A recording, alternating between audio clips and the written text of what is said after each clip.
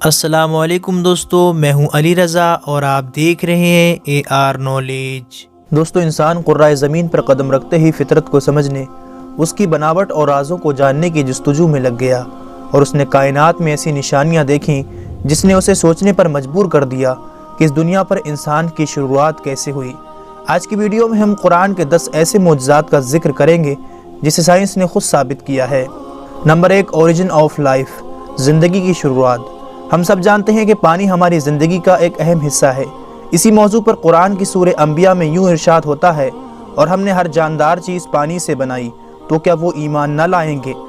آج ہمیں سائنس بتاتی ہے کہ زمین پر رہنے والی مخلوقات کے سیلز پانی سے بنے ہوئے ہیں۔ مثلا کسی بھی انسان کے سیلز کو اگر اسٹڈی کیا جائے تو وہ 70% پانی سے بنا ہوا ہوتا ہے، اور اس کی تصدیق مائکروسکوپ کے آوشکار کے بعد ہی ہو پائی ہے، جس کا آوشکار 12ویں صدی میں ہوا۔ لیکن قرآن نے 1400 سال پہلے ہی بتا دیا کہ زندگی کی شروعات کیسے ہوئی۔ نمبر 2، لوہا، جو کہ زمین پر مختلف صورتوں میں پایا جاتا ہے، مگر یہ زمین کی دھاتو نہیں ہے، بلکہ یہ آسمان سے یہاں آیا ہے۔ یہ اپنے آپ میں چونکا دینے والی بات ہے، مگر یہ حقیقت ہے۔ سائنس نے یہ کھوج نکالا ہے کہ اربوں سال پہلے کچھ ستارے دھماکے سے پھٹے، اور یہ میٹروئڈز یعنی بڑے بڑے پتھروں کے ذریعے یہ لوہا ہماری زمین پر آیا، جس کا ذکر ہمیں 1400 سال پہلے قرآن کی سورہ حدید میں یوں ملتا ہے، اور ہم نے لوہے کو زبردست طاقت دے کر اتارا تاکہ انسان اس کا فائدہ اٹھا سکے۔ نمبر 3، آسمان ہماری حفاظت کرتا ہے۔ زمین کو سورج کی الٹرا وائلٹ شعاؤں سے بچانے کے لیے آسمان ایک اہم کردار ادا کرتا ہے۔ اگر آسمان نہیں ہوتا تو سورج کی ریڈیشن زمین پر زندگی کو جلا کر ختم کر چکی ہوتی۔ آسمان زمین کے چاروں اور لپٹے ہوئے کمبل کی طرح ہے، جو زمین کو جما دینے والی ٹھنڈ سے بچائے رکھتا ہے۔ آسمان کے اوپر کا ٹمپریچر -270 سینٹی گریڈ ہوتا ہے، یعنی یہ ٹھنڈ زمین پر زندگی کو جما کر ختم کر سکتی ہے، مگر آسمان ہمیں سورج کی الٹرا وائلٹ شعاعیں اور شدید جما دینے والی ٹھنڈ دونوں سے ہی محفوظ رکھتا ہے۔ قرآن میں اللہ آسمان کا ذکر کرتے ہوئے فرماتا ہے، اور ہم نے آسمان کو ایک محفوظ چھت بنایا، اور وہ لوگ اس کی نشانیوں سے منہ پھیر لیتے ہیں۔ نمبر 4، پہاڑ۔ قرآن ہمارا دھیان پہاڑوں کی طرف ایک بہت ہی خاص پہلو کی طرف کھینچتا ہے۔ قرآن کی سورہ نبا میں یوں ارشاد ہوتا ہے کہ ہم نے زمین کو آرام کرنے والی جگہ نہیں بنایا اور پہاڑوں کو میخے۔ قرآن کا مفہوم ہے کہ پہاڑوں کی جڑیں زمین کے بہت اندر تک دبی ہوئی ہیں، اور اس کی تصدیق جیو فزکس فرینک پرنس کی لکھی ہوئی کتاب دی ارتھ میں ملتی ہے کہ پہاڑ اصل میں ایک کھوٹے کی طرح ہوتے ہیں۔ وہ جتنا زمین کے اوپر ہوتے ہیں اس سے کہیں زیادہ وہ زمین کے نیچے ہوتے ہیں، جس کی ایک مثال ماؤنٹ ایوریج، جو کہ دنیا کی سب سے اونچی چوٹی ہے، جس کے زمین کے اوپر کی اونچائی 9 کلومیٹر ہے، جبکہ اس کے زمین کے اندر کی گہرائی 125 کلومیٹر کے قریب ہے، اور اس کا پتہ 20ویں صدی کی شروعات میں پلیٹ ٹیکٹونک کی تکنیک کے بعد ہی ممکن ہو پایا ہے۔ نمبر 5، کائنات کا پھیلنا۔ آج سے 1400 سال پہلے جب فلکیات کا علم موجود نہیں تھا، جب ٹیلی اسکوپ کا آوشکار نہیں ہوا تھا، اس وقت قرآن اس کائنات کے بارے میں ارشاد فرماتا ہے، اور آسمان کو ہم نے اپنی قدرت سے بنایا، اور بے شک ہم اسے پھیلاتے جا رہے ہیں۔ اور اس کی تصدیق 20ویں صدی کے ایک عظیم سائنسدان اسٹیفن ہاکنگ اپنی کتاب a brief of the time میں لکھتے ہیں کہ یہ 20ویں صدی کی سب سے بڑی کھوج ہے کہ کائنات وقت کے ساتھ پھیلتی جا رہی ہے۔ حیران کرنے والی دوستو بات یہ ہے کہ اس کا ذکر قرآن میں ٹیلی اسکوپ کے ایجاد سے 1400 سال پہلے ہی ہو چکا ہے۔ نمبر 6، سورج کا گھومنا۔ دوستو، سائنسدان پہلے یہ سمجھتے تھے کہ سورج ایک جگہ پر ٹھہرا ہوا ہے اور یہ کوئی گردش نہیں کرتا۔ 1512 میں ایک سائنسدان نکولس کوپرنیکس نے اپنا ایک نظریہ پیش کیا کہ زمین کے گول چاند اور سیارے چکر نہیں لگا رہے، بلکہ سورج کے گول چاند اور باقی سیارے چکر لگا رہے ہیں، اور سورج اپنی جگہ پر ہی ٹھہرا ہوا ہے۔ ایک زمانے تک سائنسدانوں کا یہ عقیدہ رہا۔ پھر سن 1609 میں ایک جرمن سائنسدان جوہنس کیپلر، انہوں نے اپنی کتاب میں لکھا کہ صرف سیارے سورج کے گول گھوم نہیں رہے، بلکہ زمین، چاند اور سیارے سورج کے گول گھومنے کے علاوہ اپنے محور پر گردش کر رہے ہیں، اور باقی سیاروں کی طرح سورج کو اپنے اکس پر ایک چکر لگانے میں 25 دن لگ جاتے ہیں۔ قرآن میں اس بات کا ذکر کچھ یوں ملتا ہے، اور وہی ہے جس نے رات اور دن اور سورج اور چاند کو پیدا کیا، اور سب ایک گھیرے میں تیر رہے ہیں۔ ایک زمانے تک دوستو فلکیاتی سائنسدانوں کے مطابق قرآن کے اس دعوے کو غلط سمجھا جا رہا ہوتا، لیکن آج ہم جانتے ہیں کہ قرآن کا سورج کی گردش کے مطابق یہ دعویٰ آج کی سائنس بالکل سچ ثابت کرتی ہے۔ نمبر 7، سمندر۔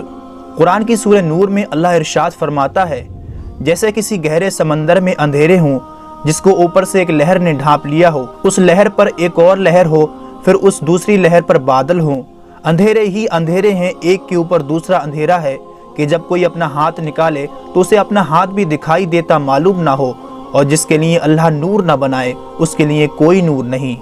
عام طور پر دوستو یہ سمجھا جاتا ہے کہ لہریں سمندر کی اوپری سطح پر چلتی ہیں، جبکہ سائنس یہ تصدیق کر چکی ہے کہ لہریں سمندر کی اوپری سطح پر ہی نہیں بلکہ نیچے بھی ہوتی ہیں۔ یہ لہریں انسان کو عام آنکھ سے دکھائی نہیں دے سکتی، بلکہ ان کو صرف خاص ٹیکنالوجی کے ذریعے ہی دیکھا جا سکتا ہے۔ قرآن میں سمندر کے اوپر چلنے والی لہریں اور اس کے اوپر بادلوں کے بارے میں ذکر ہوا ہے۔ قرآن کی یہ بات صرف اسی لیے قابل تعریف نہیں ہے کہ وہ سمندر کے اندرونی لہروں کے بارے میں ذکر کرتا ہے، بلکہ اس لیے بھی ہے کہ یہ سمندر کی گہرائی کے اندھیرے کو بھی ذکر کرتا ہے۔ آج کے دور میں انسان زیادہ سے زیادہ بنا کوئی آکسیجن یوز کیے 70 میٹر کی گہرائی تک ہی جا سکتا ہے۔ وہاں پر کچھ روشنی ضرور معلوم ہوتی ہے، مگر ہم بات کرتے ہیں 1000 میٹر گہرائی کی تو وہاں بالکل اندھیرا ہے، اور اسی بات کو اللہ نے قرآن میں ذکر کیا جس کا سائنس کو پتہ آج چلا ہے۔ مگر قرآن میں سمندر کے اندر لہریں اور اس کے نیچے اندھیرے کی بات 1400 سال پہلے ہی موجود ہے۔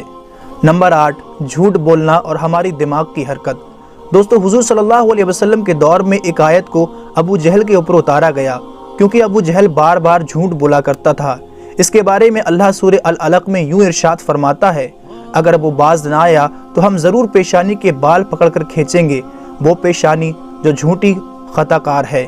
اس آیت میں دوستو دماغ کے سامنے والے حصے کو جھوٹا اور خطا کار قرار دیا ہے۔ یہ آیت دو وجہ سے بڑی خاص ہے۔ پہلی یہ کہ ہمارے دماغ کے سامنے والا حصہ ہی ہماری سوچی سمجھی حرکتوں کا ذمہ دار ہوتا ہے، جسے فرنٹل لوب کے نام سے جانا جاتا ہے۔ دوسرا یہ کہ فرنٹل لوب ہی دماغ کے جھوٹ بولنے والے کام کو کنٹرول کرتا ہے۔ آج کے دور میں کی گئی کئی ریسرچوں سے یہ ثابت ہو چکا ہے کہ دماغ کے آگے والا حصہ ہی ہماری حرکتوں اور جھوٹ بولنے کا ذمہ دار ہوتا ہے، اور انسانی دماغ کا یہ فنکشن 20ویں صدی میں سائنس کے ایڈوانس ہونے پر ہی ہمیں معلوم ہوئے ہیں، جبکہ قرآن اس طرف اشارے کب کا کر چکا ہے۔ نمبر 9، انسان کو درد کا محسوس ہونا۔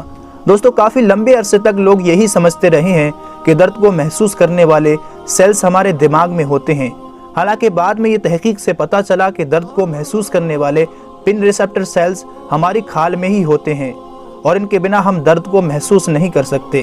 اس کا ذکر قرآن کی سورہ نساء میں کچھ یوں ہوتا ہے، بے شک وہ لوگ جنہوں نے ہماری آیتوں سے انکار کیا ہم انہیں آگ میں جھلسائیں گے، اور جب ان کی کھال جل جائے گی تو ہم انہیں اس کے بدلے دوسری کھال دیں گے تاکہ وہ درد کو لگاتار محسوس کر سکیں۔ بے شک اللہ زبردست حکمت والا ہے۔ دوستو قرآن میں اس کا ذکر 1400 سال پہلے ملتا ہے کہ درد کو محسوس کرنے والے سیلز ہماری کھال میں ہی ہوتے ہیں، نہ کہ دماغ میں۔ اس کی کھوج اب آ کر 20ویں صدی میں ہوئی ہے۔ Number 10، the big bang. ہماری دنیا کیسے وجود میں آئی؟ دوستو 80 سے 90 سال پہلے دنیا کا سب سے بڑا اور اہم سوال یہ تھا کہ یہ دنیا کیسے وجود میں آئی۔ پھر اچانک 1931 میں ایک سائنسدان جارج لیمیترے نے کہا کہ یہ یونیورس پہلے ایک سنگل پوائنٹ یعنی ابتدائی گولا تھا، پھر ایک بڑا دھماکہ ہوا جس کی وجہ سے یہ چاند، سورج، ستارے اور ہماری یہ دنیا اور ساری کہکشائیں وجود میں آئی، جسے سائنس کی زبان میں کہا گیا دا بگ بینگ یعنی بڑا دھماکہ۔ سائنس نے یہ تحقیق تقریباً 50 سال پہلے کی کہ کس طرح یہ کائنات وجود میں آئی، مگر قرآن میں اس کا ذکر ہمیں 1400 سال پہلے ملتا ہے۔ کیا انکار کرنے والے یہ نہیں جانتے کہ یہ زمین اور آسمان ملے ہوئے تھے اور ہم نے انہیں جدا کیا؟ اور اس تحقیق کو سائنس کی ایک بڑی کھوج مانا جاتا ہے۔ یاد رہے دوستو قرآن کوئی سائنس کی کتاب نہیں بلکہ یہ نشانیوں کی کتاب ہے جو ہمیں اس کائنات میں غور و فکر کرنے کی دعوت دیتی ہے، اور تم اپنے رب کی کون کون سی نشانیوں کو جھٹلاؤ گے۔ دوستو اگر آپ کو یہ ویڈیو پسند آیا ہو تو اسے لائک اور زیادہ سے زیادہ اپنے تمام دوستوں کو شیئر ضرور کیجیے گا، اور اچھی ویڈیوز کے لیے ہمارے چینل کو بھی سبسکرائب ضرور کیجیے گا۔ ہماری اگلی ویڈیوز آنے تک اپنا اور اپنوں کا بہت خیال رکھیے گا۔ جب تک کے لیے اللہ حافظ۔